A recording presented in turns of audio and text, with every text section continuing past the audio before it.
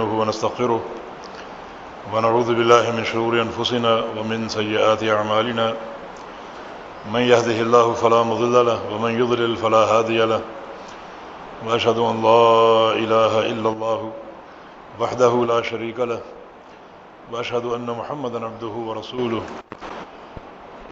أما بعد فإن خير الحديث كتاب الله وخير الهدي هدي محمد صلى الله تعالى عليه وسلم وشر الأمور محدثاتها وكل محدثة بدعة وكل بدعة ضلالة وكل ضلالة في النار من يطع الله ورسوله فقد رشد واهتدى ومن يعص الله ورسوله فقد ضل وغوى اللهم صل على محمد وعلى آل محمد كما صليت على إبراهيم وعلى آل إبراهيم إنك حميد مجيد اللهم بارك على محمد وعلى آل محمد كما باركت على إبراهيم وعلى آل إبراهيم إنك حميد مجيد سبحانك لا علم لنا إلا ما علمتنا إنك أنت العليم الحكيم رب اشرح لي صدري ويسر لي أمري واحلل عقدة من لساني يفقه قولي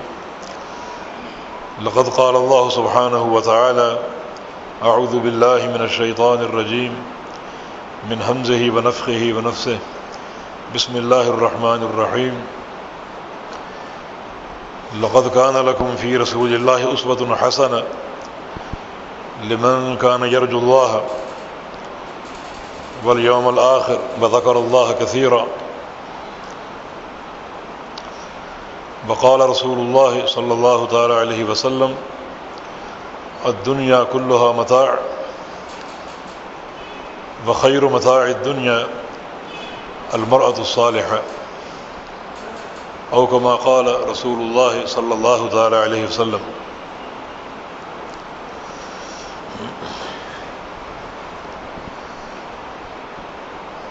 آج کا موضوع آپ نے سن لیا ہے اور نکاح کی اہمیت اور ترغیب کے حوالے سے جو کچھ میں نے عرض کرنا تھا وہ مولانا داؤد صاحب نے بیان کر دیا الحمدللہ. نکاح عربی کا لفظ ہے جس کا معنی ضم یعنی جڑ جانا یا جوڑ دینا. چونکہ نکاح کے عمل سے ایک مرد اور ایک عورت جوڑ دیے جاتے ہیں اور اس لڑی میں پرو دیے جاتے ہیں، اس لیے نکاح کو نکاح کہا جاتا ہے. اس کا ہم معنی لفظ زواج ہے اور زواج کا مادہ زوج ہے جس کا معنی جوڑی. تو چونکہ نکاح کے عمل سے ایک جوڑی بن جاتی ہے اور ایک لڑکا اور لڑکی آپس میں مل جاتے ہیں اور اس ملاپ سے ایک جوڑی عمل میں آتی ہے، اس لیے اسے زواج کہا جاتا ہے، جوڑی بنا دینا. شریعت میں نکاح ایک عقد ہے، ایک ایگریمنٹ ہے.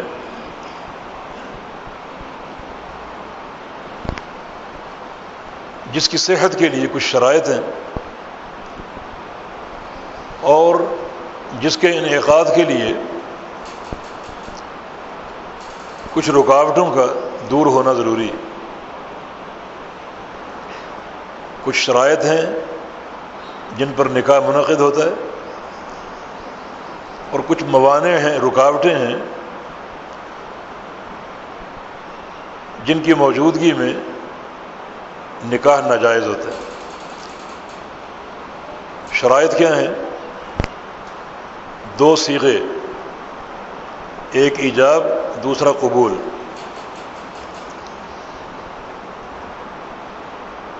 ایجاب میں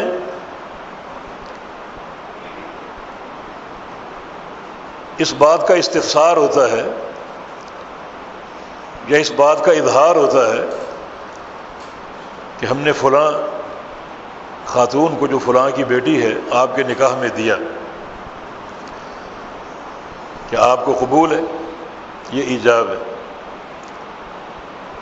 اور لڑکے کا اور لڑکی کا قبول کرنا، لڑکی سے بھی پوچھا جائے گا کہ فلاں لڑکا آپ کے نکاح میں آ رہا ہے یا اس سے آپ کا نکاح کیا جا رہا ہے، آپ کو قبول ہے؟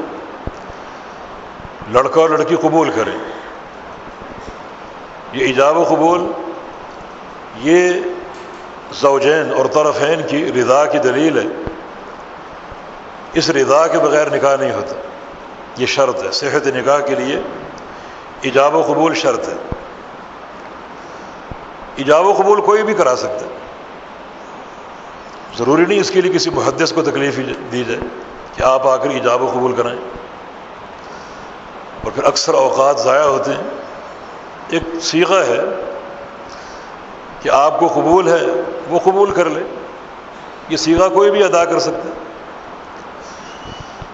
تو یہ صحت نکاح کے لیے شرط ہے۔ دوسری شرط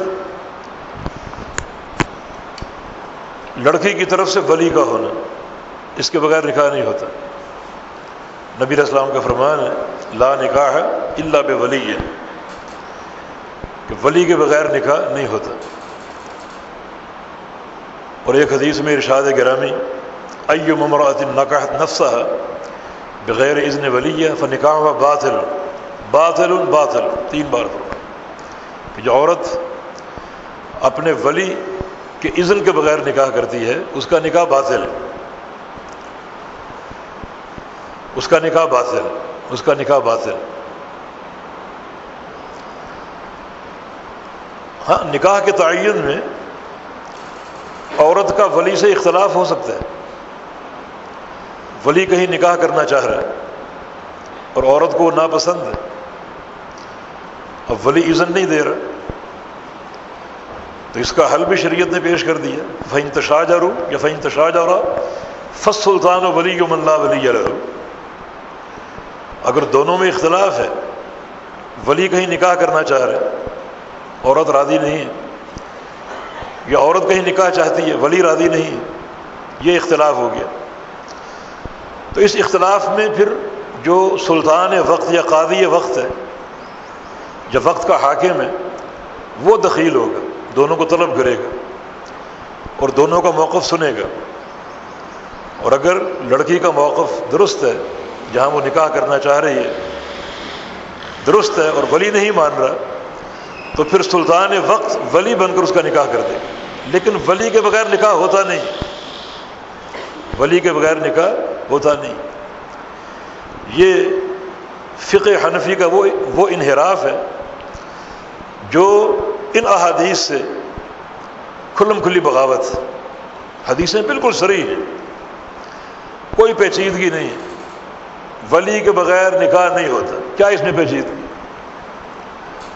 اور آپ کہیں ہو جاتا ہے، یہ بغاوت ہے، شریعت سے انحراف ہے۔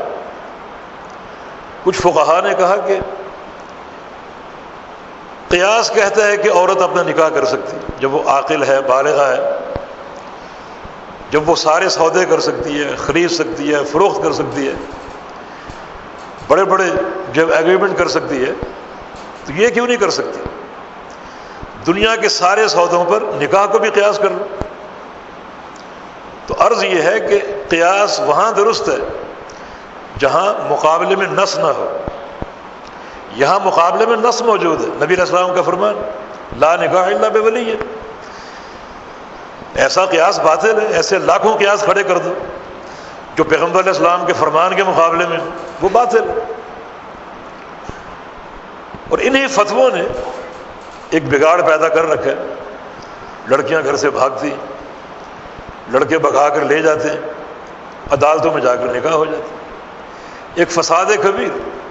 اور یہ بات سن لیجئے، جب شریعت سے محاد آرائی ہوگی تو اس کا نتیجہ بگاڑ ہے، فساد ہے، قتل و غارت گری ہے، اور کبھی وہ خیر پر منتج نہیں ہوگا۔ امیر عمر فرمایا کرتے تھے کہ جو عورت ولی کے بغیر نکاح کرتی ہے، اور یہ فتویٰ ابو ہریرہ کا بھی ہے، وہ زانیہ ہے، وہ عاہرہ ہے۔ جو عورت ولی کے بغیر نکاح کرتی ہے وہ آہرہ اور زانی ہے. اتنا بڑا حکم ہے. تو یہ ان فتووں کا نتیجہ ہے، ورنہ شریعت مطہرہ پاکیزہ بالکل صاف اعلان کر رہی ہے کہ ولی کے بغیر نکاح نہیں ہوتا. یہ بھی صحت نکاح کے لیے شرط ہے. تیسری شرط کم از کم 2 گواہوں کا ہونا. نبی علیہ السلام کی حدیث ہے لا نکاح الا بولی وشاہد عدل، ولی کے بغیر نکاح نہیں ہوتا اور 2 عادل گواہوں کے بغیر نکاح نہیں ہوتا. کم از کم 2 گواہ، اور وہ عادل ہوں جو گواہی کے تقاضوں کو پورے کرنے والے ہوں، کہ آگے چل کر اگر کوئی نزاع کھڑا ہوتا ہے، کوئی اختلاف کھڑا ہوتا ہے تو گواہی دے سکے اور ان کی گواہی معتبر ہو، ان کی گواہی قابل قبول ہو. یہ شرائط نکاح ہے. چوتھی شرط لڑکے کی طرف سے حق مہر کا تعین. حق مہر کا تعین، اس پر ہم آگے بات کریں گے. کچھ موانع ہیں، رکاوٹیں ہیں، اگر وہ موجود ہوں تو نکاح درست نہیں. جیسے ایسی لڑکی سے نکاح کرنا جو آپ کی محرم ہے، اس سے نکاح درست نہیں ہے. محرمیت نکاح سے رکاوٹ ہے، اور محرمیت 3 طریقوں سے ثابت ہوتی. نمبر 1 نسب سے، آپ کی نسبی سگی بہن، آپ کی والدہ، یہ نسبی محرمیت ہے. دوسرا محرمیت ثابت ہوتی ہے مصاہرت سے. آپ کسی کے داماد بن گئے، اب آپ کی بیوی کی بہن آپ کے لیے حرام، بیوی کی خالہ آپ کے لیے حرام، بیوی کی پھوپھی آپ کے لیے حرام، بیوی کی ماں آپ کے لیے حرام. اس سے پہلے حلال تھی، مگر اس مصاہرت سے یہ رشتے حرام ہو گئے. اور تیسرا حرمت ثابت ہوتی ہے رضاعت سے. کسی خاتون نے کسی بچے کو دودھ پلا دیا، نبی علیہ السلام کی حدیث ہے کہ یحرم من الرضاع ما یحرم من النسب، کہ نسب سے جو حرمتیں ثابت ہوتی ہیں وہی رضاعت سے بھی ثابت ہو جاتی. یہ محرمیت رکاوٹ ہے نکاح سے. کچھ رکاوٹیں وقتی ہوتی ہیں، ان کا تعلق وقت سے ہوتا ہے. جیسے ایک عورت حج کرنے گئی، عمرہ کرنے گئی، اور وہ احرام باندھے ہوئے، اس کو آپ نکاح کا پیغام دیں یا اس سے آپ شادی کرنا چاہیں، نہیں، جب تک وہ حالت احرام میں ہے اس وقت تک نہ اس سے منگنی جائز ہے، نہ نکاح کا پیغام جائز ہے، نہ شادی کرنا جائز. کچھ لوگ معارضہ کرتے ہیں کہ نبی علیہ السلام نے میمونہ سے بحالت احرام نکاح کیا تھا. کہ عبداللہ بن عباس کی روایت ہے کہ نبی علیہ السلام نے میمونہ سے بحالت احرام نکاح کیا تھا، اور روایت صحیح ہے. مگر اس کے مقابلے میں خود میمونہ کی روایت ہے کہ نبی علیہ السلام نے مجھ سے نکاح کیا اور ہم دونوں احرام سے حلال ہو چکے تھے، احرام سے نکل چکے تھے اور حلال ہو چکے تھے. دونوں روایتیں سندن صحیح ہیں. اور یہاں ترجیح کا قانون لاگو ہوگا کہ جب 2 روایتیں ہوں، دونوں متعارض ہوں اور دونوں کی اسنادی قوت برابر ہو، اگر ترجیح کا کوئی امکان بن جائے تو ترجیح کا راستہ اختیار کیا جا سکتا ہے، اور یہاں موجود ہے. ابن عباس کہتے ہیں کہ نکاح بحالت احرام ہوا، میمونہ کا کہنا ہے کہ بحالت حلال ہوا. اب یہاں ایک ترجیح کا قرینہ یہ موجود ہے کہ صاحب قصہ خود میمونہ ہے، جس سے نکاح ہوا وہ میمونہ ہے، اور واقع میں جو صاحب قصہ ہے اس کا قول زیادہ معتبر، جس کے ساتھ واقعہ پیش آیا، جو اس واقعے کا حصہ ہے، اس کی شہادت زیادہ معتبر ہوگی. اور پھر میمونہ کی یہ حدیث اور ان کی یہ خبر نبی علیہ السلام کی عام احادیث کے مطابق ہے، جس میں آپ نے ارشاد فرمایا کہ المحرم لا یخطب ولا ینکح، کہ محرم نہ خطبہ کر سکتا ہے، پیغام نکاح دے سکتا ہے، اور نہ وہ نکاح کر سکتا ہے. ان احادیث کے مطابق ہے یہ روایت۔ تو کچھ رکاوٹیں ان کا تعلق زمانے سے ہوتا ہے، جیسے ایک عورت، اس کا شوہر فوت ہو جائے، اس کی عدت 4 ماہ 10 دن، اس عدت کے دوران اس سے شادی کرنا ناجائز ہے، حتیٰ کہ شادی کا پیغام بھی نہیں دے سکتے، خطبہ اور نکاح دونوں ناجائز۔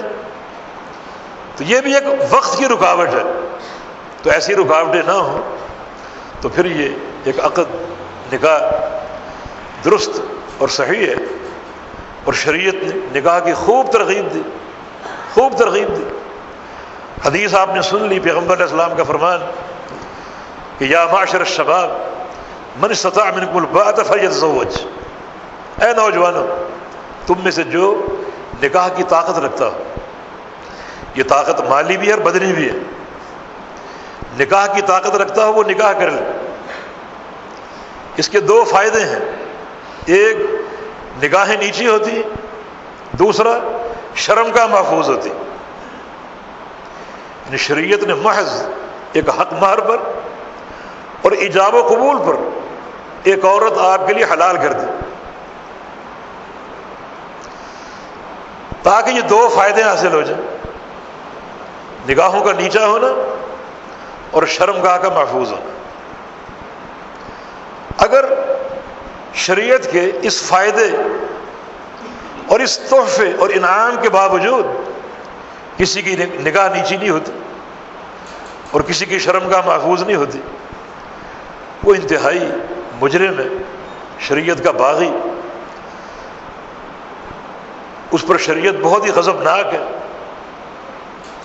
شریعت چاہتی ہے کہ اس کو بھیانک سزا دی جائے، اسے زمین میں گاڑ دیا جائے اور اوپر کے جسم پر اس وقت تک پتھر مارے جائیں جب تک اس کی موت واقع نہ ہو جائے، اور پتھر بھی اس طرح مارو کہ تمہارے دل میں کوئی رحم کا جذبہ نہ ہو، غصہ ہو شدید، زوردار طریقے سے مارو اس وقت تک مارتے رہو جب تک اس کی موت واقع نہ ہو جائے۔ اس سے آپ اندازہ کر لیں کہ یہ عمل کتنا بھیانک ہے۔ نبی علیہ السلام نے، صحیح بخاری کی حدیث ہے، سمرہ بن جندب کی روایت سے، ایک طویل خواب دیکھا۔ اس خواب میں ایک منظر یہ بھی دیکھا کہ ایک برتن تھا دیگ کی مانند، جس کا پیٹ بڑا تھا اور منہ بالکل تنگ تھا۔ اس برتن میں مرد اور عورتیں اکٹھی ہیں اور ان کو عذاب دیا جا رہا ہے، اور آگ کے شعلے، مہیب شعلے اس برتن کے اندر ان کو جلا رہے ہیں، ان کو عذاب اور تکلیف دے رہے ہیں، اور ان کی چیخیں گونج رہی ہیں، اور خاص طور پہ اس عذاب کا نشانہ اور یلغار ان کی شرمگاہیں بنی ہوئی ہیں اور ان کی چیخیں بلند ہو رہی ہیں۔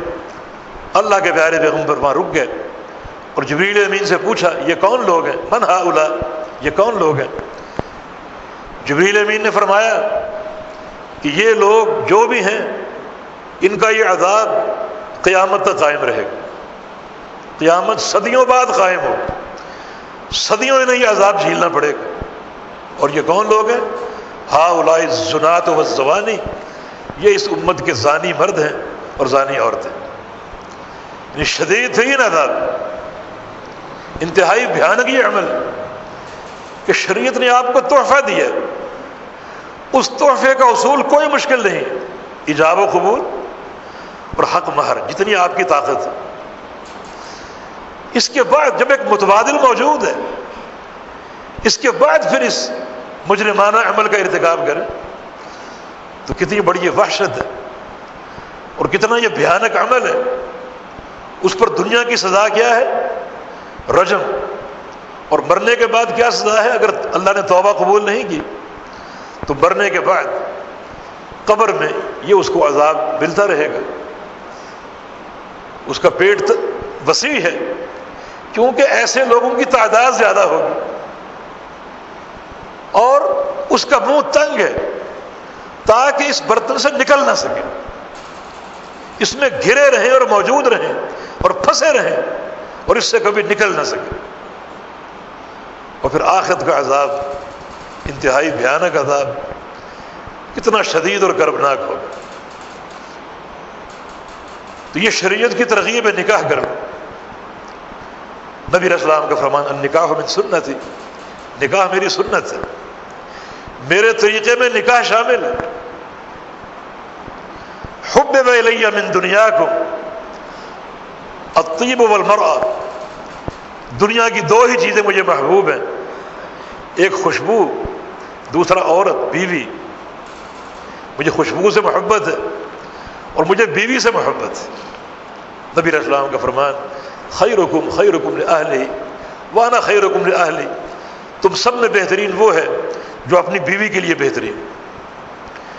جس شخص کی نیکی اور بہتری اور تقوی کی گواہی اس کی بیوی دیتی ہے وہ بہترین ہے۔ باقی لوگ اگر دیتے ہیں تو لوگ تو آپ کو باہر دیکھ رہے ہیں پارسائی کے روپ میں، باہر پارسا بننا آپ کی مجبوری ہے۔ اصل پارسا کون ہے؟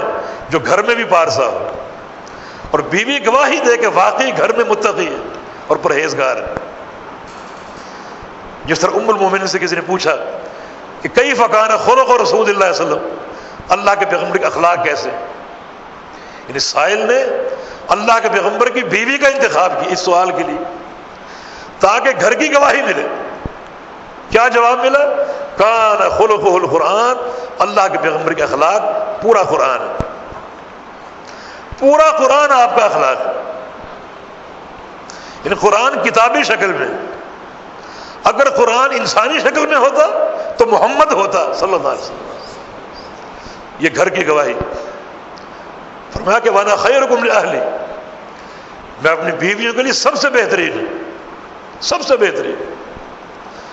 تو یہ گواہی سب سے معتبر۔ تو یہ شریعت کی ترغیب ہے، نکاح میری سنت ہے۔ اللہ کے پیغمبر کی سنت سے محبت کرنے والوں نکاح میں جلدی کرو، یہ شریعت کی خواہش بھی ہے اور ترغیب بھی۔ نبی علیہ السلام کی حدیث ہے من رغب عن سنتی فلیس منی، جو میری سنت سے اعراض کرے گا وہ ہم میں سے نہیں ہے۔ اور یہ آپ نے یہ بات کب کہی تھی؟ جب ایک شخص نے انتہائی تقوی اپنے ذہن میں، اپنے فہم میں تقوی جو ہے اس پر قائم ہو کر یہ کہا تھا کہ اعتزل النساء، میں عورتوں سے الگ رہوں گا، شادی نہیں کروں گا، گھر بار کے جھمیلے اس میں پڑوں گا ہی نہیں، شادی نہیں کروں گا، مسجد میں سارا وقت گزار دوں گا۔ آپ نے فرمایا کہ تم میرا طریقہ نہیں جانتے؟ وَتَزَوَّجُ النِّسَاء، میں نے عورتوں سے شادی کی ہوئی، میں نے نکاح کیا ہوا ہے، اور تم کہتے میں نکاح نہیں کروں گا۔ من رغب عن سنتی فلیس منی، جو شخص میرے طریقے سے اعراض کرے گا، بے رغبتی کرے گا، وہ ہم میں سے نہیں ہے، ہمارے دین سے خارج، امت سے خارج، ہمارے طریقے سے باہر ہے۔ تو کتنی بڑی وعید ہے۔ نبی علیہ السلام کی حدیث ہے، عبداللہ بن عمرو بن عاص کی روایت سے، کیا دنیا کلھا متاع، دنیا ساری ایک سامان ہے،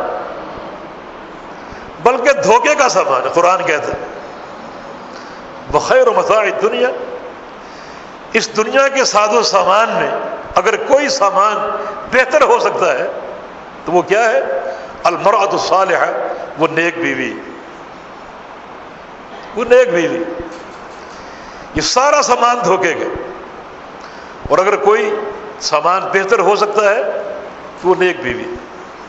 نبی علیہ السلام نے ایک حدیث میں ایک شخص کی سعادت کے لیے 3 چیزوں کا ذکر کیا کہ 3 چیزیں کسی انسان کو میسر ہو تو یہ اس کی سعادت کی دلیل ہوگی۔ ایک نیک بیوی کا مل جانا، دوسرا گھر کشادہ ہو، اور تیسرا سواری اچھی ہو۔ یہ 3 چیزیں میسر ہیں تو وہ شخص انتہائی سعید ہے اور نیک بخت ہے۔ نکاح کے بڑے فائدے ہیں۔ نمبر 1 اللہ کے امر کی اطاعت، نمبر 2 اللہ کے پیارے پیغمبر کی سنت کی تعمیل، نمبر 3 نظروں کی حفاظت، نمبر 4 شرمگاہ کی حفاظت، نمبر 5 نکاح کے عمل سے اولاد کا پیدا ہونا، جو امت محمدیہ میں اضافے کی دلیل ہے۔ نبی علیہ السلام کا فرمان ہے تزوج الودود الولود، کہ نکاح کرو ایسی بیویوں سے، ایسی عورتوں سے جو محبت کرنے والی ہوں اور بچے جننے والی، بچے پیدا کرنے والی ولود۔ یہ کیسے معلوم ہو؟ یہ اس عورت کے خاندان کو دیکھ کر، اس کی والدہ ہے، اس کی بہنیں ہیں جو سب اولاد والی ہیں، تو مانا یہ بھی اولاد والی ہوگی۔ یعنی اس قرینے سے آپ اندازہ کر سکتے ہیں۔ تو اولاد، صالح اولاد، میں سمجھتا ہوں کہ یہی نکاح کا ایسا فائدہ ہے کہ کوئی فائدہ اس کا مقابلہ نہیں کر سکتا۔ رسول اللہ صلی اللہ علیہ وسلم نے صالح اولاد کو صدقہ جاریہ کہا ہے۔ نبی علیہ السلام کی حدیث ہے کہ کچھ لوگ ایسے ہیں جو مر جاتے ہیں، قبر میں پہنچ جاتے ہیں، نام و نشان مٹ چکا ہے، مگر قبر کے اندر ان کا ثواب ان کو ملتا رہتا ہے۔ تسعۃ یؤتون اجورهم وهم فی قبورهم، 9 قسم کے افراد ایسے ہیں کہ اپنی قبروں میں پہنچ جاتے ہیں اور ان کا ثواب ان کو ملتا رہتا ہے۔ ان میں سے ایک شخص کون ہے؟ ترک ولدا صالحا، جو اپنے پیچھے نیک اولاد چھوڑ جائے۔ نیک اولاد کا ایک ایک عمل صدقہ جاریہ، اور ان کی دعائیں ماں باپ کے حق میں قبول ہوتی۔ کتنا بڑا فائدہ ہے۔ انسان مرتا ہے تو اس کے عمل صالح ختم ہو جاتے ہیں، لیکن یہ ایک طریقہ ایسا ہے کہ اس کا ثواب جاری ہے، قائم ہے اور کبھی ختم نہ ہونے والا۔ اگر وہ نیک اولاد اپنی نیکی کا فائدہ آگے پہنچا رہی ہے تو وہ بھی صدقہ جاریہ بن جائیں گے۔ یہ سلسلہ قیامت تک طول پکڑ سکتا ہے، کتنا بڑا فائدہ۔ اور پھر ایک اور فائدہ اسی ذریت صالحہ کا، نیک اولاد کا، کہ یہ نیک اولاد قیامت کے دن ماں باپ کے لیے شافع بن سکتی ہے، سفارش کرنے والی۔ نبی علیہ السلام کی حدیث ہے وہ بچے جو فوت ہو جاتے ہیں اللہ تعالیٰ ان کو قیامت کے روز جنت میں داخل کرے گا، جنت کے داخلے کا حکم دے دے گا۔ جنت کی طرف جا رہے ہیں خوشی خوشی، مگر دروازے پر پہنچ کر کھڑے ہو جائیں گے، کیوں رک گئے؟ داخل ہو جاؤ۔ یا اللہ نہیں، ہماری موت سے ہمارے ماں باپ نے کتنا صبر کیا ہوگا، ہم نے اپنی اس موت کے ذریعے اپنے ماں باپ کو کتنا صدمہ دیا ہے، ان کے بغیر کیسے جائیں؟ ہمارے ماں باپ ساتھ جائیں گے تم جنت میں داخل، ورنہ نہیں جائیں۔ یعنی ذریت کا فائدہ، یعنی ایک شفاعت کا طریقہ، اور اللہ قبول کرے گا، اللہ قبول کرے گا۔ جنتیوں کی خواہش اللہ تعالیٰ پوری کرے گا، چنانچہ ان کے ماں باپ حاضر کیے جائیں گے اور ان کے ساتھ ان کو جنت میں داخل کر دیا جائے گا۔ یہ فائدے، نکاح کے فائدے، نسل کی حفاظت اور معاشرہ تقوی اور طہارت کی بنیادوں پر قائم ہوتا ہے۔ یہ سب نکاح کے فائدے ہیں۔ شریعت کا یہ امر بڑے محاسن پر قائم ہے اور بہت زیادہ اس میں برکات ہیں اور بہت زیادہ امت کی بھلائیاں ہیں جو اس نکاح کے عمل سے حاصل ہوتی۔ تو یہ تو تھا نکاح کی ترغیب، جس پر ہم نے کچھ نصوص آپ کے سامنے رکھے، اور نکاح میں جلدی کرنی چاہیے۔ وہ کچھ غلطیاں جو نکاح کے تعلق سے ہمارے معاشرے میں رائج ہیں، جو میرے ذہن میں مستحضر ہیں، ان کی نشاندہی کر دیتے ہیں۔ ایک غلطی ایک شخص کی طرف سے کب نمودار ہوتی ہے؟ جب اپنے نکاح کے لیے وہ کسی حرص کا شکار ہو جائے کہ میرا نکاح ایسے گھر میں ہو جو مالدار ہو، تاکہ مجھے مالی استحکام مل جائے، ایک لالچ، اس کی وہ تلاش میں رہتا ہے۔ کہ ایسے گھر میں اگر شادی ہو جائے تو یہ شریعت کے مقاصد کے خلاف نہیں ہے، لیکن صرف مال ہی کو مطمع نظر بنا لینا اور اس انتظار میں بیٹھے رہنا، یہ ایک بڑا بگاڑ ہے۔ نبی علیہ السلام کا ارشاد طرفین کے لیے، لڑکے کے لیے بھی اور لڑکی کے اولیاء کے لیے بھی،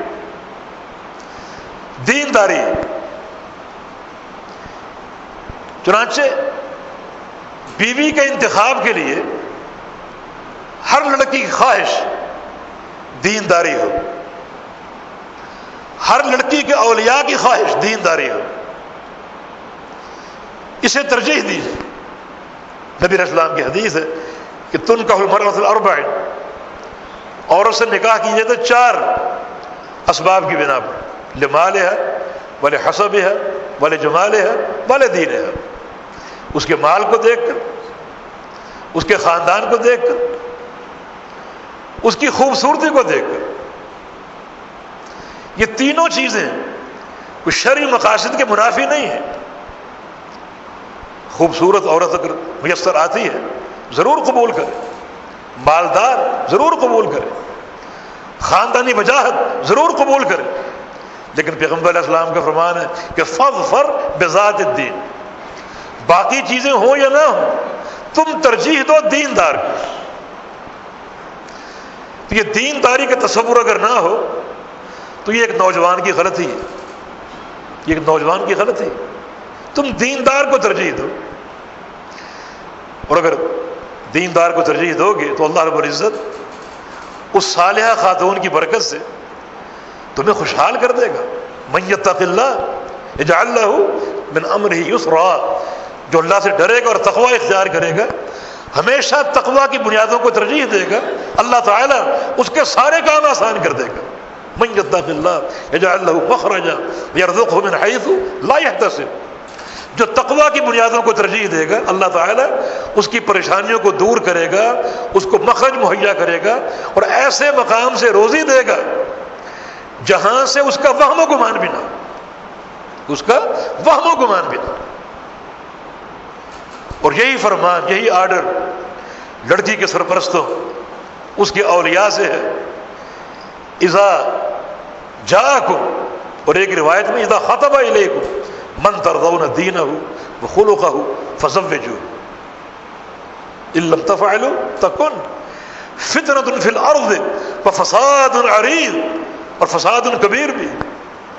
جب تمہاری بیٹی کا پیغام، نکاح کا پیغام ایسے صالح مرد کی طرف سے آ جائے جس کا اخلاق بھی اچھا ہو اور دین بھی اچھا ہو، یہ 2 چیزیں، اخلاق پسندیدہ ہو اور دین بھی پسندیدہ ہو، فزوجوہ، تو نکاح دے دو، انکار نہ کرو، قبول کر لو۔ اگر قبول نہیں کرو گے تو بڑا فتنہ ہو سکتا ہے، لمبا چوڑا فساد ہو سکتا ہے۔ اگر قبول نہیں کرو، ایسا فساد کھڑا ہو سکتا ہے، ایسا بگاڑ قائم ہو سکتا ہے جس کا تم تصور نہیں کر سکتے۔ تمہاری عزتیں اور تمہاری سمعت خاک میں مل سکتی ہے، تم زمانے میں منہ دکھانے کے قابل نہیں رہو گے۔ یہ پیغمبر علیہ السلام کے فرامین۔ تو اختیار الزوج، یہ اختیار الزوجہ، اس میں یہ ایک غلطی ہے، ہماری نظر مال کی طرف ہے، خاندان کی طرف ہے، دین کی طرف نہیں۔ اور یہ جو خاندانی ایک لیول لگ چکا ہے کہ ہماری بیٹی کی شادی خاندان میں ہوگی، خاندان سے باہر نہیں ہوگی، یہ بھی ایک بگاڑ، یہ بھی ایک بگاڑ۔ اس میں اکثر و بیشتر الا ماشاء اللہ دینداری کو نہیں دیکھا جاتا، بس خاندان کو دیکھا جاتا، دینداری پیش نظر نہیں ہوتی، بس بچی کے لیے رشتے کی تلاش ہے، اب خاندان سے باہر کرنے نہیں، اور خاندان میں کوئی دیندار رشتہ ہے ہی نہیں، تو بعض اوقات ایک صالح بیٹی کو کسی لفنگے کے ساتھ باندھ دیا جاتا ہے کہ خاندان کا تو ہے نا، حالانکہ دین میں ہمسری اکفا خاندانی اعتبار سے نہیں ہے، برادری کے اعتبار سے نہیں ہے، مال کے اعتبار سے نہیں ہے، بلکہ یہ ہمسری اور یہ برابری دین کی بنا پر، صرف دین کی بنا پر۔ الطیبات للطیبین والطیبون للطیبات، نیک عورتیں نیک مردوں کے لیے اور نیک مرد نیک عورتوں کے لیے. الخبیثات للخبیثین والخبیثون للخبیثات. لیکن محض برادری کی بنا پر کئی مثالیں ایسی موجود ہیں کہ طیبات کو خبیثین کے ساتھ باندھ دیا گیا کہ برادری کے. فاطمہ بنت قیس مطلقہ اپنے شوہر سے، ان کو طلاق مل گئی. ابو عمرو بن حفص رضی اللہ عنہ ان کے شوہر تھے، ان سے مطلقہ ہو گئی. بڑی خوبصورت خاتون تھی اور بڑی صاحب عقل و فراست، بڑی ذہین و فطین اور عاقلہ، اور اس کی نیکی، تقوی اور اس کی فراست معروف تھی.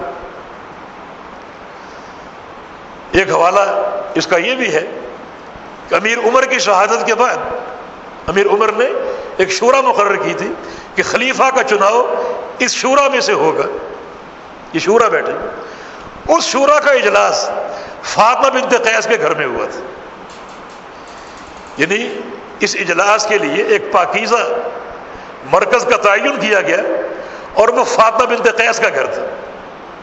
نبی علیہ السلام کے پاس آئی اور کہا کہ یا رسول اللہ صلی اللہ علیہ وسلم، میں مطلقہ ہوں اور شادی کرنا چاہتی ہوں.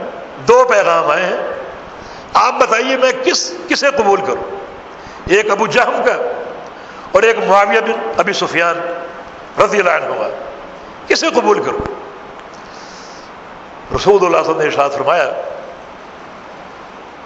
کہ اما ابو جہم فلا يضع العصا عن عاتقه، کہ جہاں تک ابو جہم کا معاملہ ہے، ابو جہم میم کے ساتھ، وہ تو ہمیشہ اپنا عصا، اپنا کوڑا اور ڈنڈا اپنے کندھے پر رکھتا، یعنی بیویوں کو مارتا. یہ اس میں ایک عیب ہے. وَأَمَّا مُعَاوِيَةُ فَصُعْلُوكُ لَا مَالَ عِنْدَهُ، اور معاویہ فقیر، اس کے پاس مال نہیں ہے، بالکل فقیر، اس کے پاس مال کی وسعت نہیں ہے. یعنی جو عیب اللہ کے پیغمبر پہچانتے تھے وہ بیان کر دی. اور ساتھ ہی آپ نے حکم دیا کہ ان کا ہی اسامہ، تم اسامہ سے نکاح کرو، تم اسامہ سے نکاح کرو. دیکھو کوئی برادری کا تصور ہے. فاطمہ بنت قیس قریشی خاتون ہے اور یہ برادری پوری کائنات میں سب سے اونچی برادری، پوری کائنات میں سب سے اونچی برادری قریش، اور یہ قریشیہ ہے.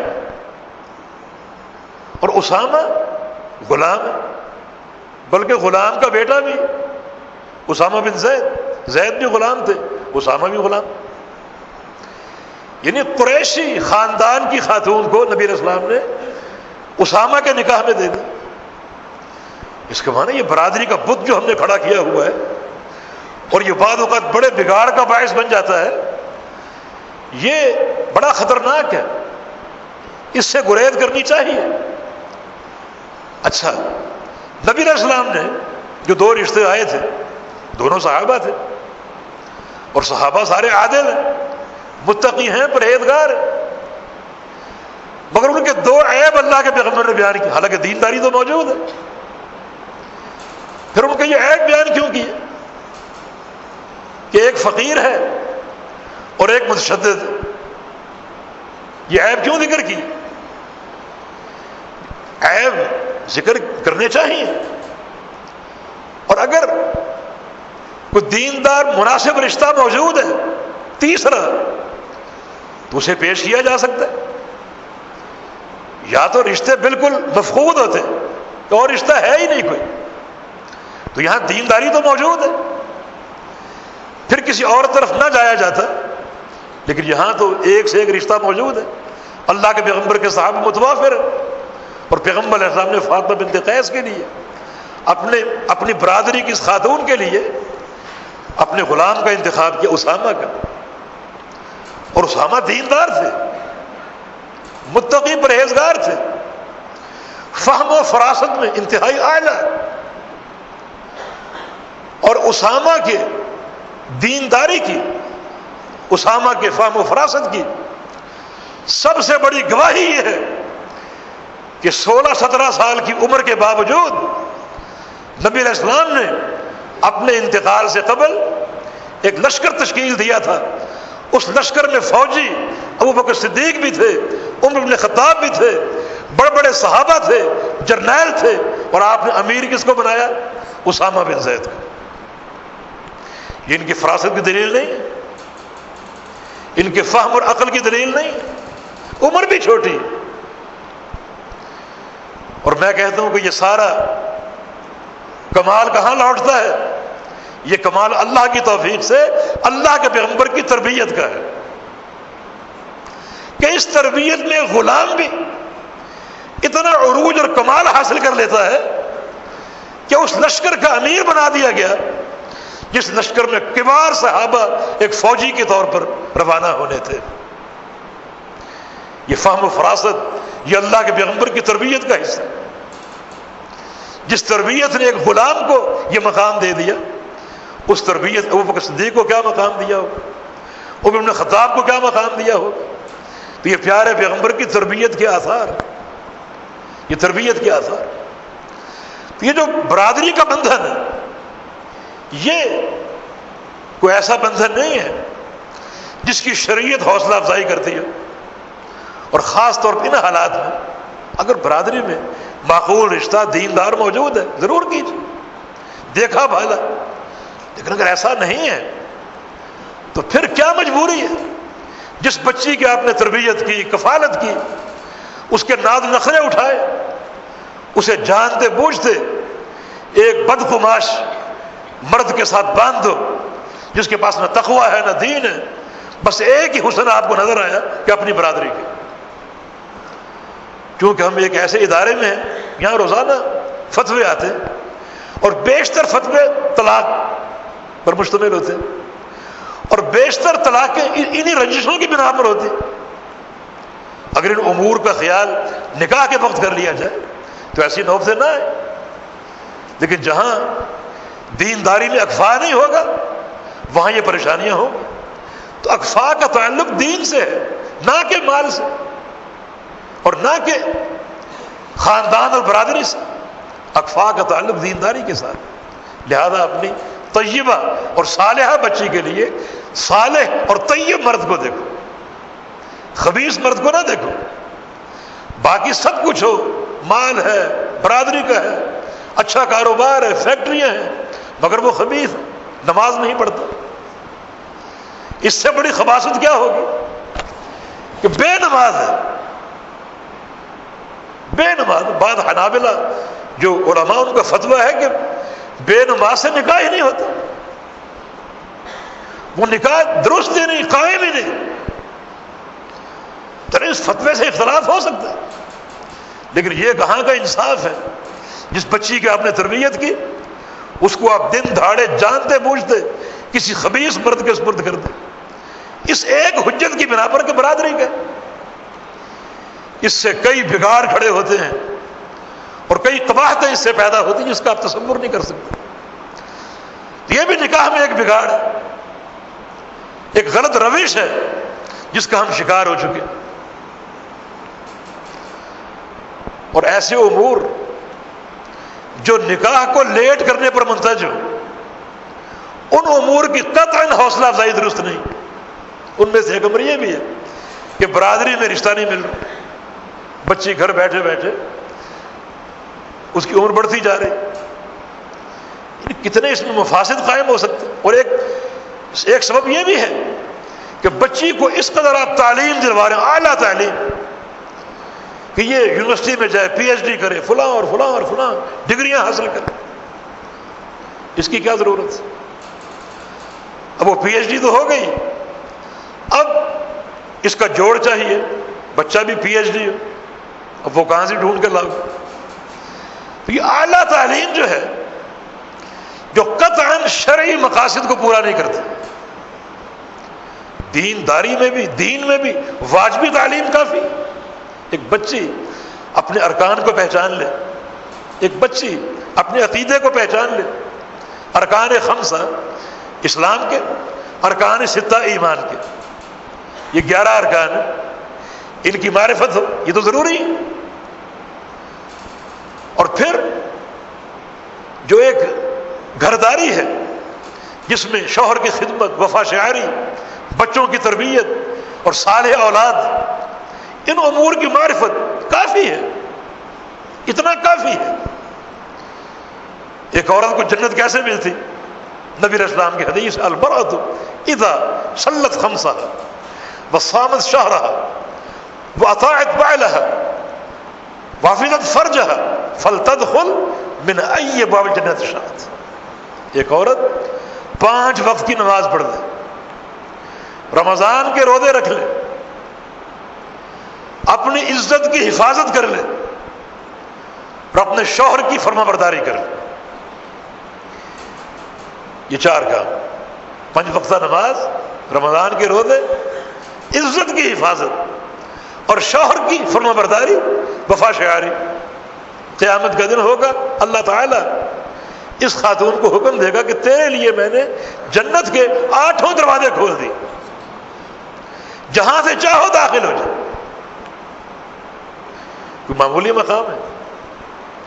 نبی علیہ السلام کے بعد مقام اس امت میں ابوبکر صدیق رضی اللہ عنہ، ان سے افضل کوئی نہیں۔ جتنا اونچا ان کا مقام ہے اتنا اونچا انہوں نے سوال کیا کہ یا رسول اللہ صلی اللہ علیہ وسلم جنت کے 8 دروازے، کوئی ایسا شخص ہے جس کو 8 دروازوں میں سے کسی بھی دروازے سے داخل ہونے کا اختیار دے دیا جائے؟ جس کے جنت کے داخلے کی باری آئے تو اللہ تعالیٰ جنت کے 8 دروازے کھول دے۔ ان کے سوال کا مقصد کیا تھا؟ اعلیٰ انسان تھے، ہمتیں انتہائی توانا تھی۔ اس سوال کا مقصد یہ تھا کہ ایسا شخص اگر ہے تو میں اس کا کردار معلوم کر کے ویسا بننے کی کوشش کروں۔ یہی سوال کا مقصد تھا۔ یہ سوال ابو بکر ہی کر سکتے۔ رسول اللہ صلی اللہ علیہ وسلم نے ارشاد فرمایا، ابو بکر بہت لوگ ہوں گے اللہ تعالیٰ ان کی جنت کے تمام دروازے کھول دے گا۔ وَأَرْجُو أَن تَكُونَ مِنْهُمْ، میں یقین سے نہیں کہہ رہا، مجھے امید ہے کہ تم بھی ان میں سے ہوگے، امید ہے مجھے۔ مگر یہاں یقینی خبر ہے، عورت 5 وقت نماز پڑھے، رمضان کے روزے رکھے، عزت کی حفاظت کر لے اور شوہر کی فرمانبرداری کرے، اللہ تعالیٰ اس کے لیے 8 دروازے کھول دے گا جہاں سے چاہو داخل ہو۔ یقینی خبر، صادق المصدوق کی سچی حدیث۔ تو کتنی تعلیم اس کے لیے ضروری، کتنی تعلیم ضروری۔ تو یہ چیز بھی تاخر فی الزواج کا سبب ہے، اس سے شادیاں لیٹ ہوتی ہیں کہ بچی ہماری PhD ہے تو اس کا مساوی رشتہ چاہیے۔ اب وہ مل نہیں رہا، بچی گھر بیٹھے بیٹھے بوڑھی ہو گئی۔ بڑے فسادات اس سے پیدا ہوتے ہیں، بڑے فتنے جنم لیتے ہیں، پھر اخباروں اور میڈیا کی سرخیاں بنتی اور خاندانوں کی عزتوں کے جنازے نکل جاتے ہیں۔ جس کی خشتی اول آپ خود ہیں، بنیاد آپ نے کھڑی کی ہے، اتنی اعلیٰ تعلیم کی ضرورت کیا پیارے پیغمبری اسوہ میں اور آپ کی تعلیم میں یہ بات ثابت ہوتی؟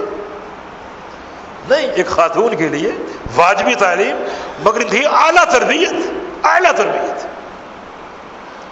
امام بخاری نے باب قائم کیا کہ ایک شخص اپنے اہل کو تعلیم دیتا اس کا ثواب کیا، کتاب العلم میں یہ باب کہ ایک شخص اپنے اہل کی، اپنی بیوی کی، بیٹیوں کی، اپنی بہنوں کی تعلیم کا انتظام کرتا اس کا ثواب کیا ہے۔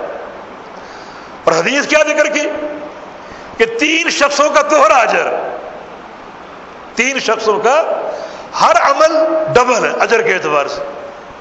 ان میں سے ایک شخص یہ رجل عنده امۃ، ایک شخص ہے اس کے پاس لونڈی ہے، لونڈی اس کے پاس، فعلمها فاحسن تعلیمها وادبها فاحسن تادیبها ثم اعتقها فتزوجها۔ وہ شخص ہے لونڈی اس کے پاس ہے، اس کو وہ تعلیم دیتا ہے اچھی، احسن تعلیم دین کی، وادبها اس کو ادب سکھاتا ہے، فاحسن تادیبها اچھا ادب، اچھا ادب دین کا ہے، یورپ کا نہیں ہے، دین کا ہے۔ اور پھر اس کو آزاد کر دیتا ہے اور آزاد کر کے نکاح کر لیتا ہے۔ فرمایا کہ اس کا دوہرا اجر۔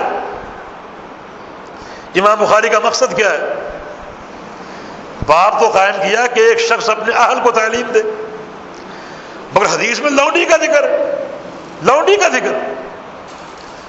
امام بخاری کی فقہ، ان کی سوچ، حدیث سے ان کا استنباط ان پر ختم۔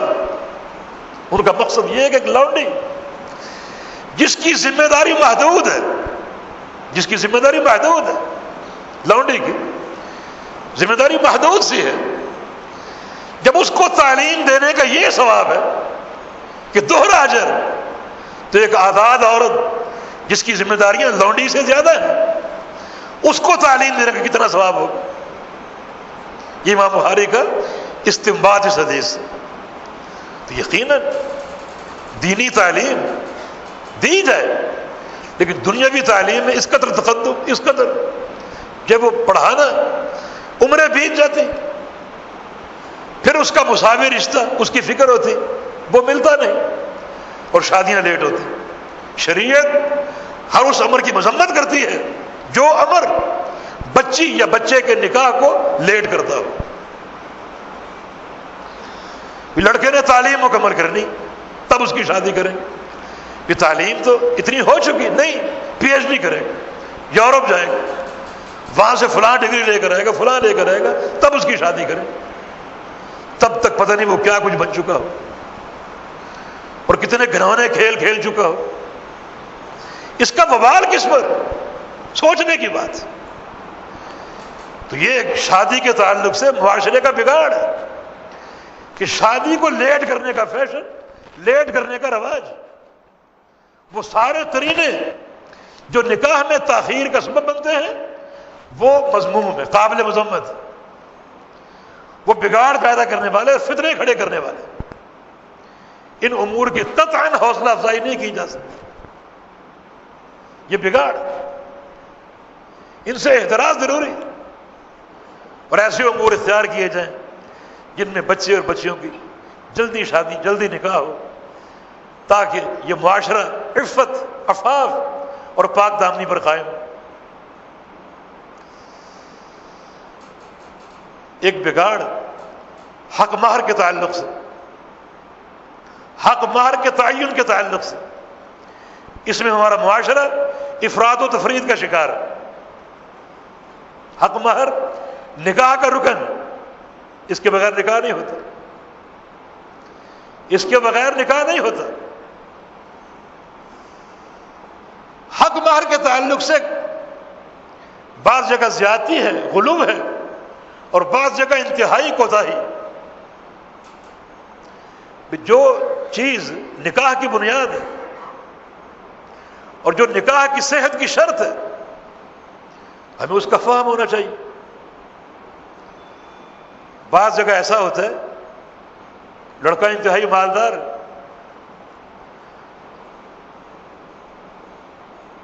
وہ اپنی شادی کی چراغاں میں اتنا خرچ کر دیتا ہے جتنا حق مہر نہیں ہوتا۔ شادی کی تیاری کرتا ہے، جو باتھ روم بن رہا ہے اس پہ 10 لاکھ روپے خرچ آ گیا، چراغاں ہو رہا ہے اس پر 5 لاکھ روپے خرچ آ گیا، فلاں کام اتنا خرچ آ گیا، عالیشان ہوٹل میں ولیمے کا اہتمام ہے، لاکھوں روپے خرچ آ گیا۔ حق مہر شرعی ہونا چاہیے، حق مہر شرعی ہونا چاہیے۔ کوئی شرعی حق مہر ہے، کوئی ایسی اصطلاح ہے کوئی؟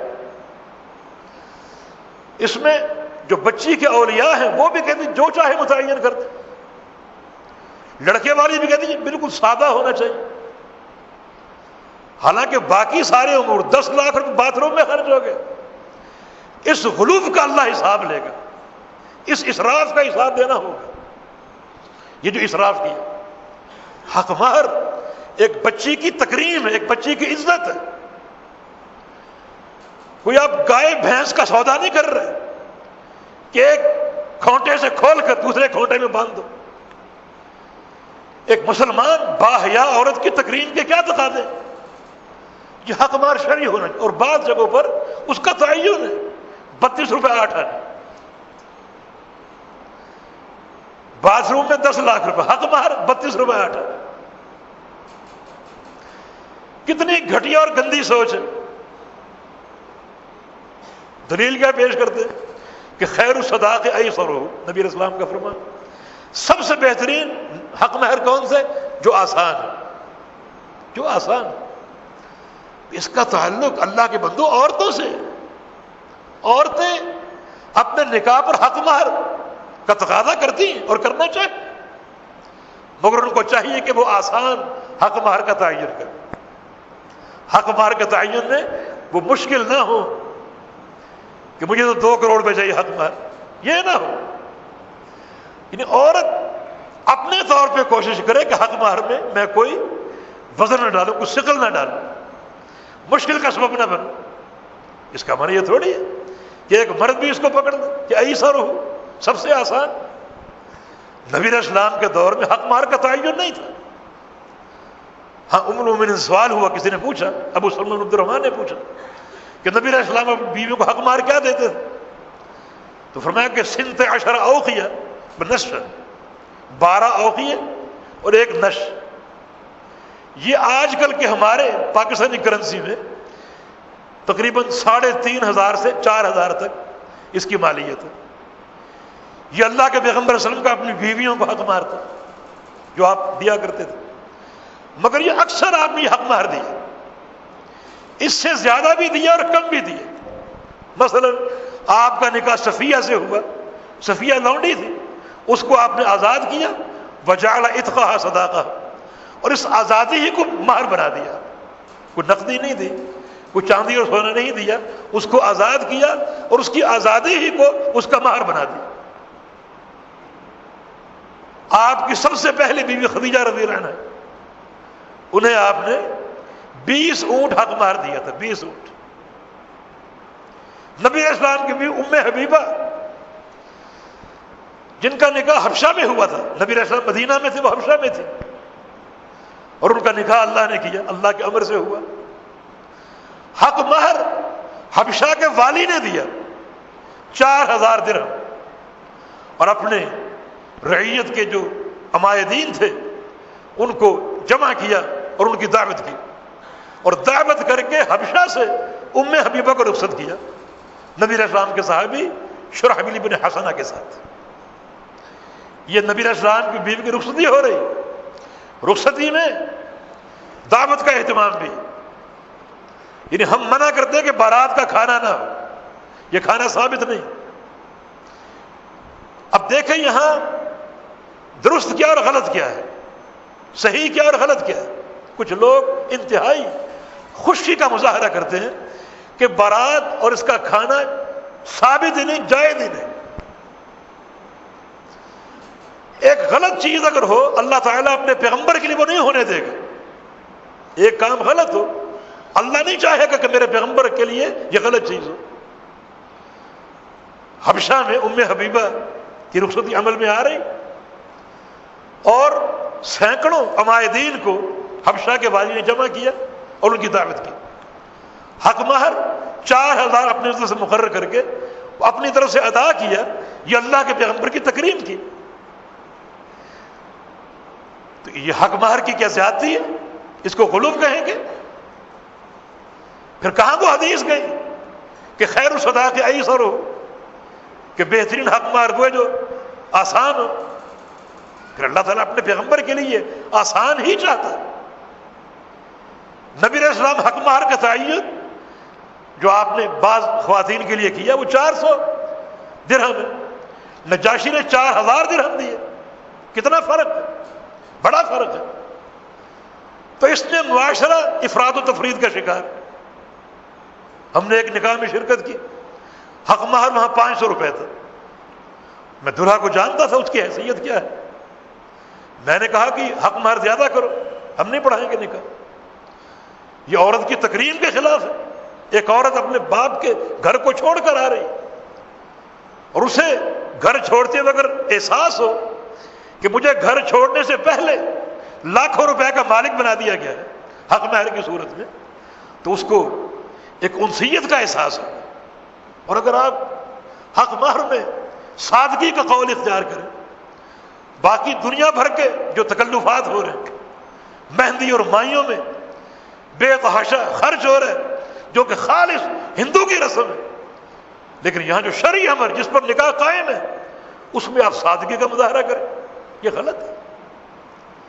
حق مہر کا تعین ایک شوہر کی حیثیت کو دیکھ کر کیا۔ قرآن کہتا ہے آتیتم احداہن قنطارا، تم خزانہ بھی دے سکتے ہو مہر میں، اور خزانہ لامحدود ہوتا ہے، خزانے کا تعین نہیں کیا جا سکتا۔ ہاں ایک زیادتی یہ ہے کہ واہ واہ کرانے کے لیے بڑا حق مہر بول دیا مجلس میں 50 لاکھ روپے، اور بیوی کے سمجھا کے مرغا بن گیا کہ معاف کر دو، یہ مہر میں دے نہیں سکتا، بس برادری میں ناک اونچی ہو جائے اور نام بنے 50 لاکھ روپے۔ اب وہ معاف کرانے کا معاملہ اندرون خانہ ہو رہا ہے، دنیا تو نہیں جانتی۔ یہ چیز جو غلط سمعہ اور غلط شہرت حاصل کرنے کے لیے کی جا رہی، یہ شرعی مقاصد کے خلاف۔ امیر عمر نے اسی غلوف کو دیکھ کر مہر کی تحدید کرنا چاہیے۔ مثلا انہوں نے اللہ کے پیغمبر کی اس مہر کو لے لیے 12 اوقیے اور ایک نش نصف اوقیے کی، جو میں نے عرض کیا کہ 4000 پاکستانی کرنسی کے مساوی تقریباً۔ تحدید کی کوشش کی، ایک بوڑھی عورت لاٹھی ٹیکتے ٹیکتے قریب آ گئی اور کہا کہ عمر آپ تحدید کیوں کر رہے ہیں؟ قرآن تو اس کو تحدید نہیں کر رہا، اس میں تحدید نہیں کر رہا۔ قرآن کہتا ہے آتیتم احداہن قنطارا، حق مہر میں تم خزانہ بھی دے سکتے۔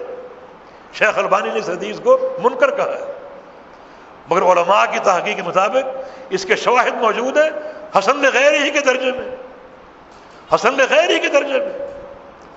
وہ شواہد شیخ کو معلوم نہیں ہو سکے، شیخ کی علمیت کا اعتراف ہے، ارواء الغلیل میں انہوں نے اس حدیث کو ضعیف کہا ہے، مگر وہ شواہد ان کو معلوم نہیں ہو سکے جن شواہد کی بنا پر یہ حدیث حسن لغیرہ۔ عورت نے کہا آپ تحدید کیوں کر رہے ہیں؟ قرآن تو کہتا ہے خزانہ دے سکتے۔ امیر عمر نے کیا فرمایا؟ کل افقہ من عمر،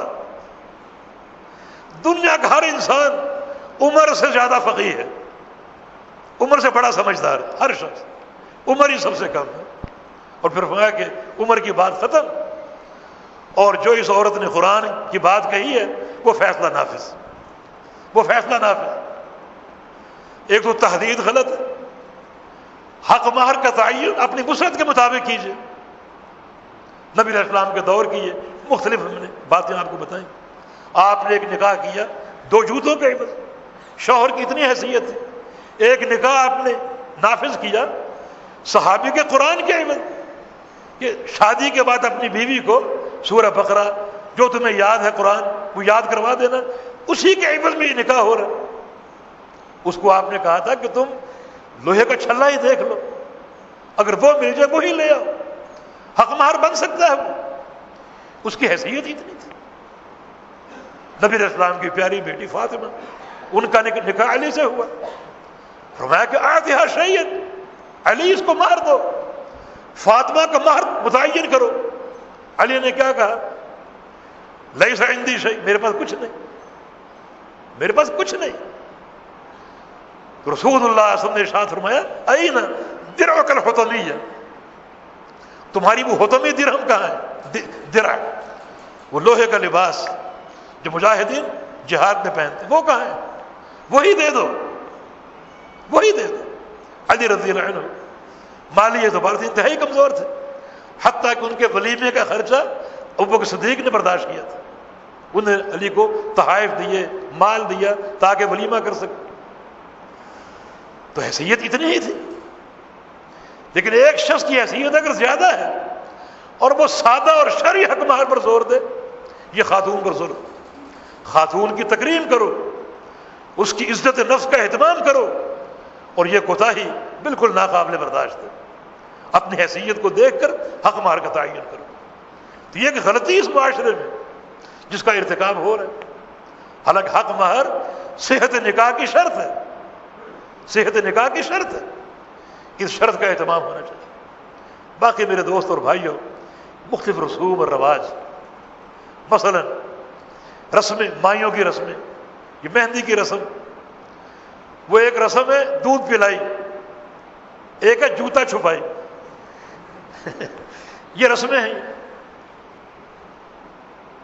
دیکھیں شادی بیاہ کا موقع ایک خوشی کا موقع، نبی علیہ السلام نے نکاح کی تشہیر کا حکم دیا، فرمایا کہ اعلنوا النکاح، نکاح کی تشہیر کرو، اور ایک حدیث میں وَاضْرِبُوا عَلَيْهِ بِالْغِرْبَالِ، اور دف پیٹو، دف، ڈھول نہیں، دف، ڈھول دو طرف سے ہوتا ہے اور دف ایک طرف سے ہوتی، دف پیٹو، کیونکہ دف کو مارنے سے شور پیدا ہوتا ہے، لیکن وہ پیٹنا ترتیب سے نہ ہو، یعنی بعضوں کا دف بجاتے ہیں اس میں موسیقیت ہوتی ہے، اس دف بجانے میں ترتیب ہوتی ہے، موسیقی ہوتی ہے، اور وہ ترتیب اور موسیقی اس دف بجانے سے نکلتی، وہ نہ ہو، بس مارو اس کو تاکہ شور پیدا ہو اور دنیا جان لے کہ فلاں جگہ نکاح ہو، اور خاص طور پہ نوجوان جان لے کہ فلاں ہمارا دوست ہے، عبداللہ اس کی شادی ہو رہی،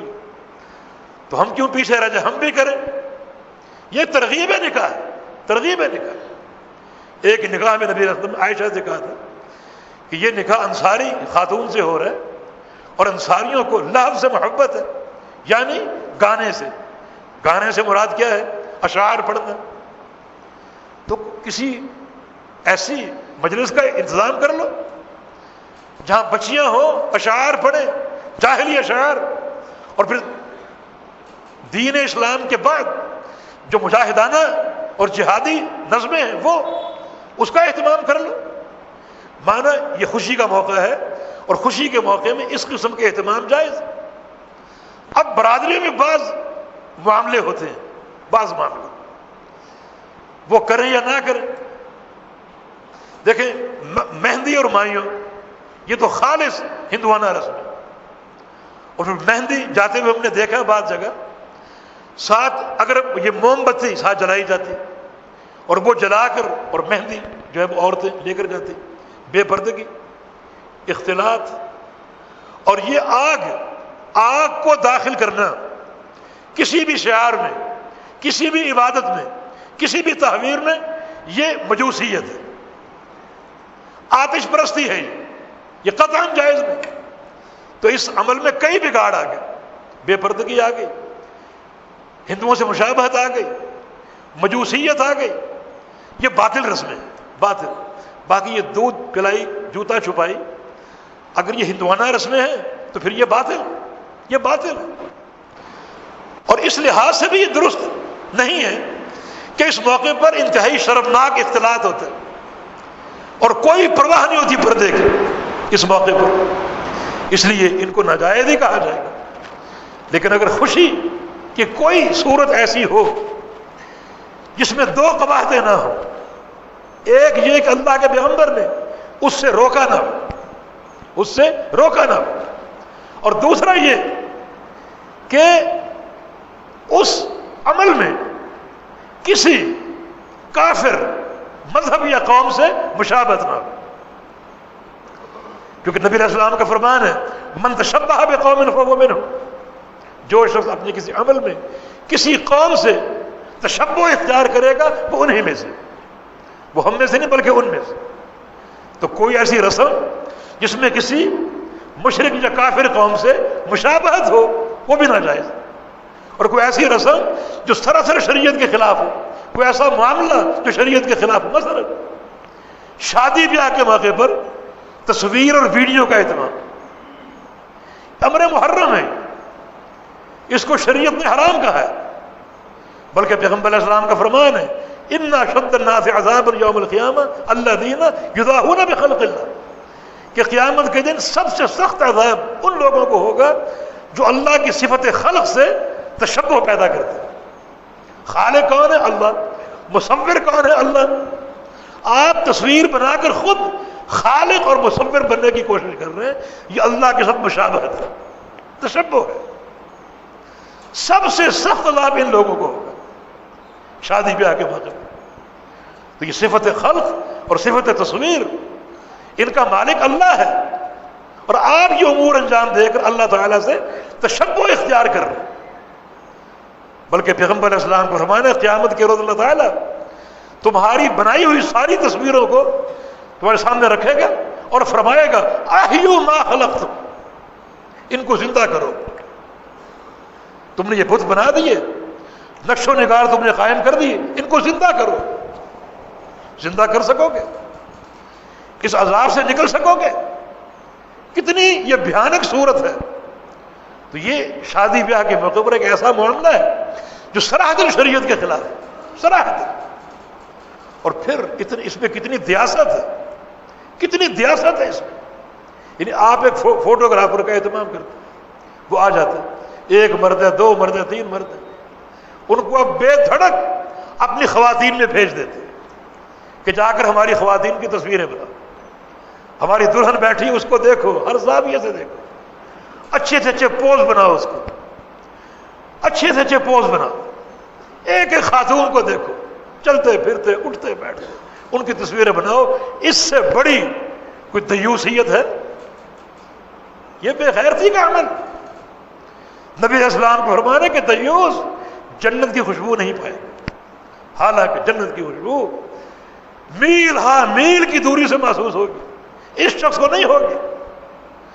یہ عمل شریعت کے خلاف، یہ عمل دیاست ہے، بندے کی بے غیرتی پر منتج ہوتا ہے کہ آپ ایک اجنبی کو اپنی خواتین میں بھیج دیتے ہو، بے دھڑک بھیج دیتے ہو، پھر رہے گھوم رہے، جہاں چاہے اس کی نظر جائے، کوئی روک ٹوک نہیں، پوز بنا رہے۔ کتنی بڑی دیاست ہے۔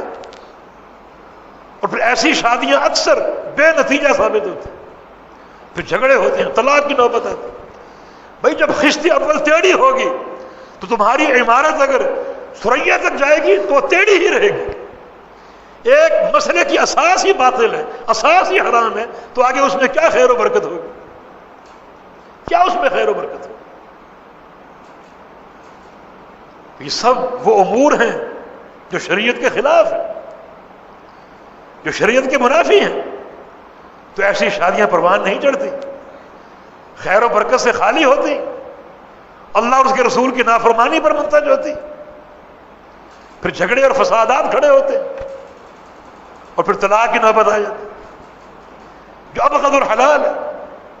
شیطان پھر جو ہے وہ خوشیاں مناتا، ابلیس اپنی ذریت کو بھیجتا ہے کہ جاؤ صبح سے نکل جاؤ اور رات تک محنت کرو، کوشش کرو اور اللہ کے بندوں کو گمراہ کرو اور آ کر رپورٹ دو۔ اب یہ ذریت پھیل جاتی ہے، کوئی کہتا ہے آ کر کہ میں نے فلاں کو نماز سے روک دیا، کوئی کہتا ہے کہ فلاں شخص حج کی درخواست دینے جا رہا تھا، میں نے کہا اتنا مال خرچ کرو کہ فقیر ہو جاؤ گے، اس کا ارادہ میں نے بدل دیا۔ کوئی کہتا ہے فلاں کو میں نے عمرہ کرنے سے روک دیا، فلاں کو جہاد سے روک دیا۔ شیطان کہتا ہے ٹھیک ہے ابلیس، ٹھیک ہے ٹھیک ہے۔ ایک آتا ہے وہ کہتا ہے میں فلاں گھر میں داخل ہوا، فلاں گھر میں داخل ہوا، ما خرجت منہ حتی فرقت بینہ وبین زوجتی، اس وقت تک میں گھر سے نہیں نکلا جب تک میں نے میاں اور بیوی کے درمیان جدائی پیدا نہیں کی۔ ابلیس کھڑا ہوتا ہے، اسے قریب کرتا ہے اور اس سے معانقہ کرتا ہے، سینے سے نکال لیتا ہے کہ تم اصل کارنامہ انجام دے کر آئے۔ تو اس کی اساس کیا ہے؟ اساس یہ حرام امور جو شادی میں داخل ہو جاتے ہیں۔ تو ضروری ہے کہ ہم اس معاملے میں، ہر معاملے میں نبی علیہ السلام کو اسوہ حسنہ اور آپ کی سنت کی اقتداء اور شریعت کے امور کو سامنے رکھنا۔ اکثر گھرانے شادی بیاہ میں اسراف کا شکار ہوتے ہیں۔ تو یہ اسراف، کھانوں میں اسراف، ہم بارات کی بات کرتے ہیں، یعنی اگر کچھ لوگ آئے ہیں دلہا کے گھر سے اور وہ 2 افراد ہیں، 4 ہیں، 10 ہیں، 20 ہیں، اب یہ کہنا کہ بارات کا کھانا ہی ثابت نہیں، یہ غلط ہے۔ شریعت میں حق ضیافت ہے۔ کچھ افراد آئے ہیں آپ کی بچی لینے کے لیے، ان کی آپ ضیافت نہیں کر سکتے، ان کو آپ کھانا نہیں کھلا سکتے، یہ کون سی شریعت روکتی ہے اس سے؟ اور اگر یہ ناجائز ہوتا تو اللہ تعالیٰ اپنے پیغمبر کے لیے حبیبہ کے نکاح کے موقع پر ایسا ہونے دیتا؟ ہرگز نہیں۔ آج ہم جہیز کے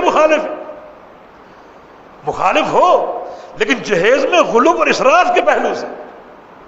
ایک بیٹی اپنے باپ کے ساتھ رہی، اپنے باپ کے گھر میں رہی، ایک ملکہ بن کر رہی، باپ نے اس کو پالا اور پوسا، آج وہ مستقل باپ کو چھوڑ کے جا رہی، تو کوئی باپ گوارا کرتا ہے کہ میرے بیٹی خالی ہاتھ جائے؟ اس کو تحائف دے گا یا نہیں دے گا؟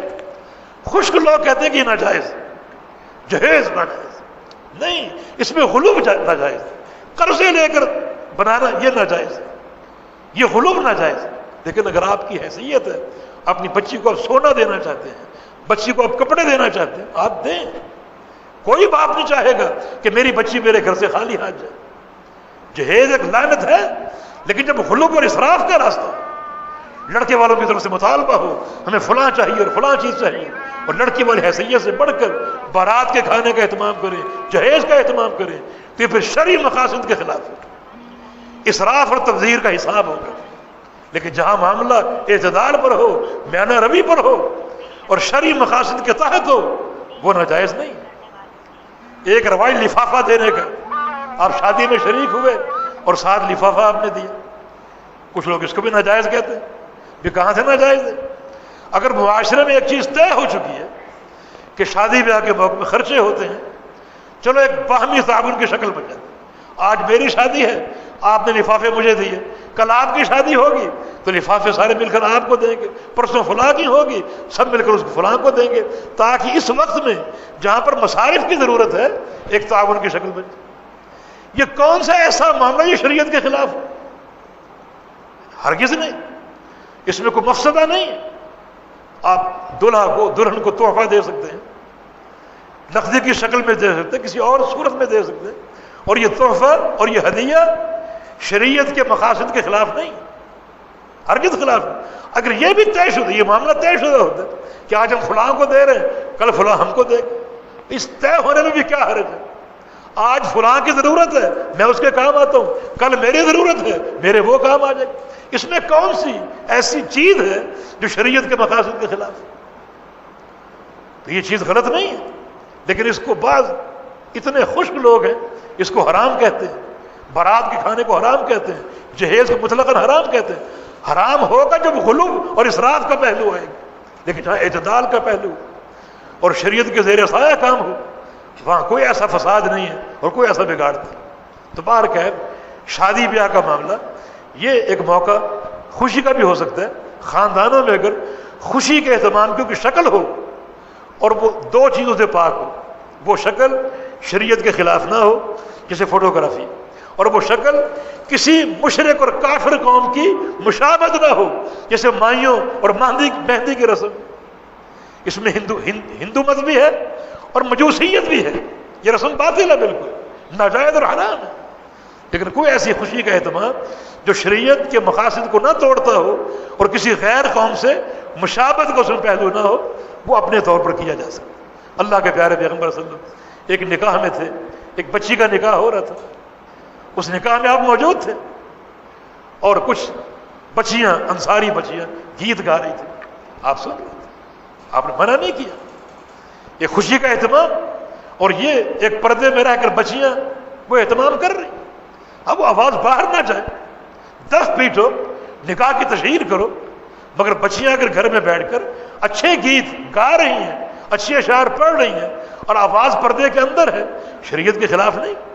ہاں ایک بچی شعر پڑھتے پڑھتے یہ شعر پڑھ گئی تو فینا نبی یعلم ما فی غد، اللہ کے پیغمبر لیٹے ہوئے تھے، اٹھ کر بیٹھ گئے، لا تقولی لا تقولی، یہ مت کہو۔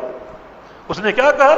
ہم میں ایک نبی ہے جو کل کی باتیں جانتا ہے، اللہ کے پیغمبر عالم الغیب ہے، فرمایا یہ مت کہو، جو پہلے کہہ رہی تھی وہ کہو، قولی ما کنت تقولین، جو پہلے کہہ رہی تھی وہ کہو، یہ مت کہو، فإنہ لا یعلم الغیب الا اللہ، کیونکہ اللہ کے سوا غیب کوئی نہیں جانتا۔